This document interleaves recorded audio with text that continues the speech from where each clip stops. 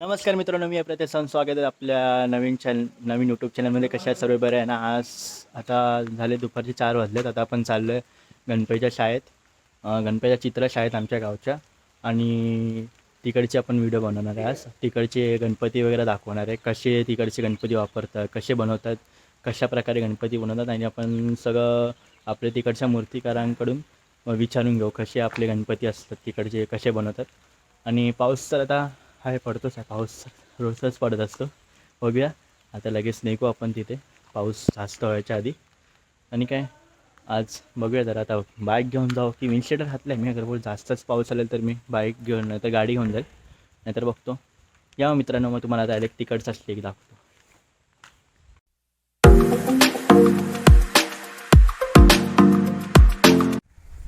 तर मित्रांनो, भाई आपली अशी गणपतीची शाळा. आणि हा आपला दादा प्रशांत दादा. नमस्कार. आणि हे आपले सुरेश काका. ही अशी आपली गणपती शाळा आहे. इथे सगळे अशा प्रकारे आपले गणपती बनतात. आतमध्ये पण आहे ना? हां. हे आका सगळे आपले शाडूच्या मातीचेच ना? तुम्ही असे तरी पण किती वर्ष झाली? 40 वर्षापासून ना? आणि दादा कुठल्या गावातून येतात आपल्या इथे गणपतीसाठी बुकिंग? आजूबाजूच्या मध्ये शिरगाव, आंबेखोल, धोपटेवाडी, तामाणे, चांदोशी, आपल्या गावातले वळवंड्यातले आणि वळविंड्यातल्या गावातले असतात. तरी पण तुम्ही अंदाजे गणपतीच्या किती दिवसा आधीपासून तुम्ही बनवायला चालू करता? अगोदर सुरुवात करावी लागते. सुरुवात करायला लागते ना? आणि आपण आपले पूर्ण शाडूच्या मातीचे. सगळे 100च्या 100 मूर्ती शाडू मातीचे. आणि ह्या वर्षीचे काय नियम आहेत? किती फूट गणपती? नियम तसे काय दरवर्षाप्रमाणेच आहेत. गेल्या वर्षी जसे होते तसे आहेत. अच्छा, 2 फूट. 2 फुटाच्या वर मूर्ती कोणी करत नाहीत. अच्छा. आणि आपल्या गावात तरी नाहीच तसं करत. 2 फुटाचे. अच्छा, हे बघा, हे असे आहेत गणपती.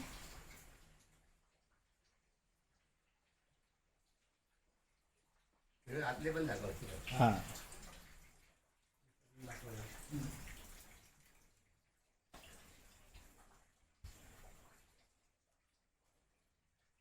इथे गणपती इथे बनून झालेले आहेत इकडचे, फक्त रंग मारूचा बाकी आहे.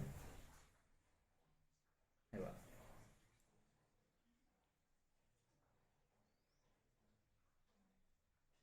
तर आपण काकांनाच विचारू आता आपण कसं काय दरवर्षी किती गणपती बनतात. आणि बाई इथे साच्यामध्ये माती बनवतात. हा, तुझं नाव? महेश. तुझं?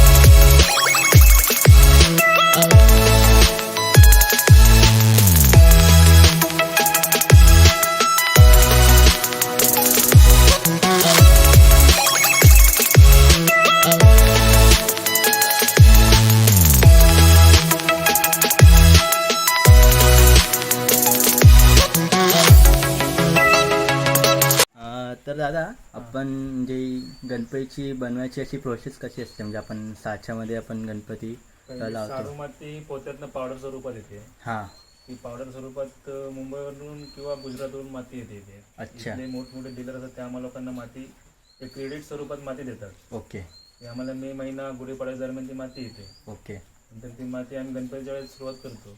ओके त्यावेळेस ती माती एक 10-50 पोती असतील तर आम्ही थोड्या थोड्या प्रमाणात म्हणजे 30 पोती हां अशी मळून घेतो.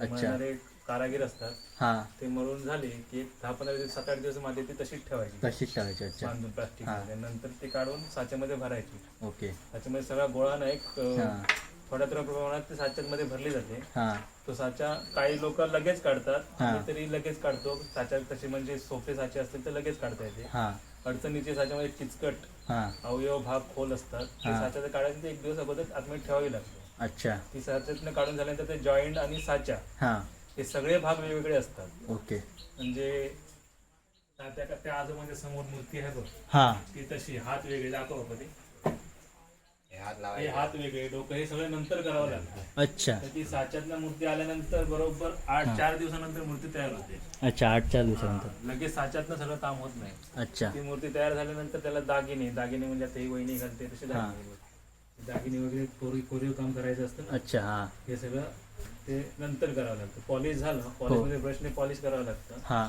ती मूर्ती ठेवून बाजूला ठेवली अच्छा बॅकग्राऊंड वगैरे लावून हां एक 7-8 दिवसात मूर्ती शाडूची मातीची असल्यामुळे चांगलं आणि बाहेर ऊन थोडंफार असते 7-8 दिवसात मूर्ती चांगली सुकते.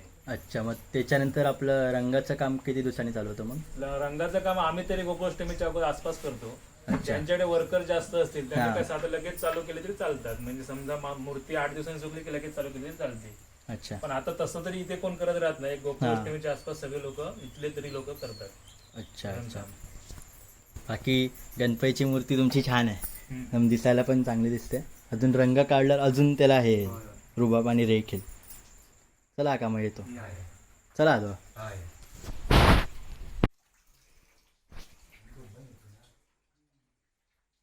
काका तरी पण दरवर्षी आपण किती मूर्ती बनवतात तरी आता 100च्या आसपास असतं तेवढे. दरवर्षीच्या. होय.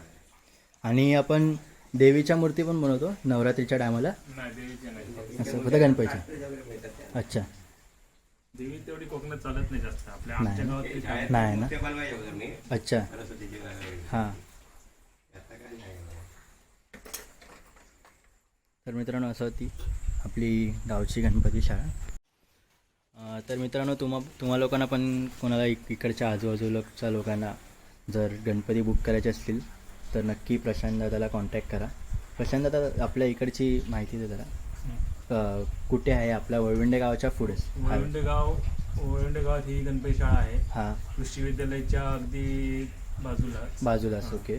आणि समोरून देवळून यायचं झालं तर अतुल किराणाच्या बाजूला.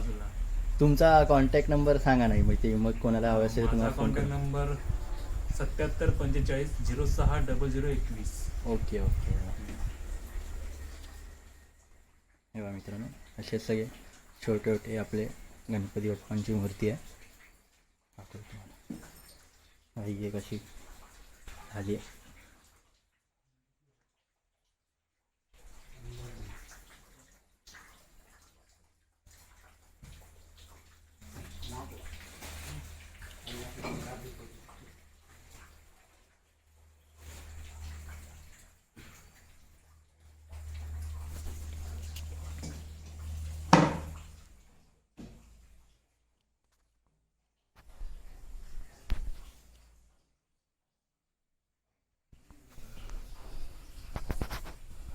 हे बघा मित्रांनो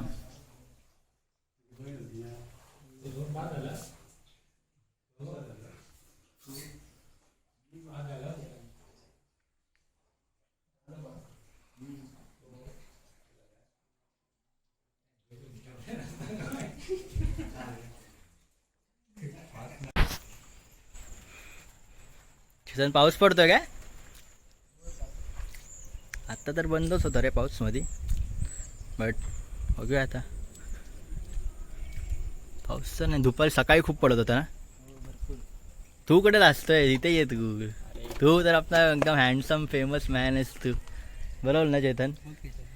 हो आता हे तुझा इंस्टाग्राम आय डी सांग इथे मग सगळे मग पोरी मेसेज करतील मग तुला. आता कुठे जाऊया आपण चेतन? आता पण असंच फिरायला जायचं.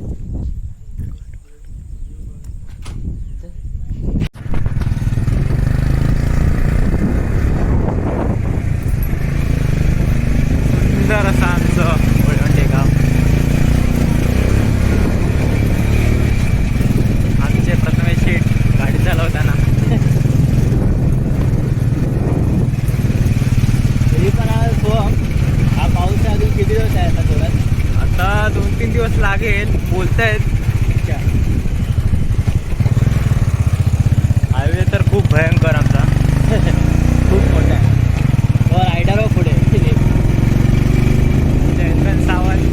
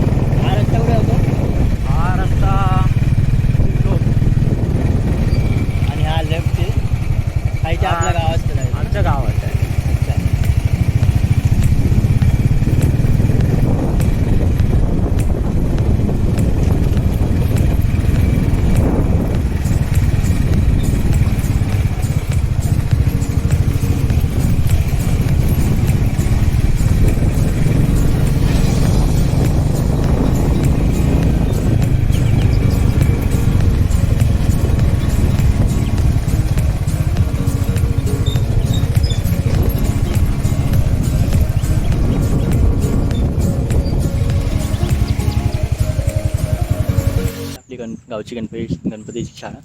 आपण प्रशांत दादा मिस्त्रीला पण आपण विचारलं कसे कसे आपण इथे गणपती बनवतात. इथे हे बोलले पूर्ण शाडूच्या मातीचेच गणपती बनवतात.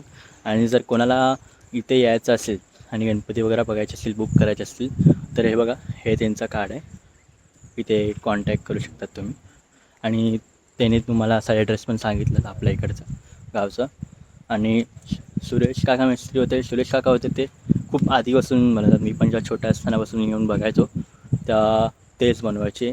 आणि त्यांची चित्रकला पण खूप चांगली आहे. त्यांच्या मुलांची, प्रशांत दादाची, खूप चांगले सुंदर गणपती बनवतात.